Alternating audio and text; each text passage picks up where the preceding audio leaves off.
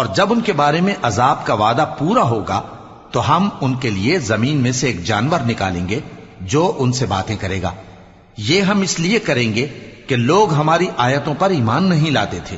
اور جس روز ہم ہر امت میں سے ایک بڑے گروہ کو جمع کریں گے جو ہماری آیتوں کی تکذیب کرتے تھے، پھر ان کی جماعت بندی کی جائے گی یہاں تک کہ جب سب آ جائیں گے تو اللہ فرمائے گا کہ کیا تم نے میری آیتوں کو جھٹلا دیا تھا، حالانکہ تم نے اپنے علم سے ان کا احاطہ تو کیا ہی نہ تھا؟ بھلا تم کیا کرتے رہتے تھے؟ اور ان کے ظلم کے سبب ان کے حق میں وعدہ عذاب پورا ہو کر رہے گا تو وہ بول بھی نہ سکیں گے۔ کیا انہوں نے نہیں دیکھا کہ ہم نے رات کو اس لیے بنایا ہے کہ اس میں آرام کریں اور دن کو روشن بنایا ہے کہ اس میں کام کریں؟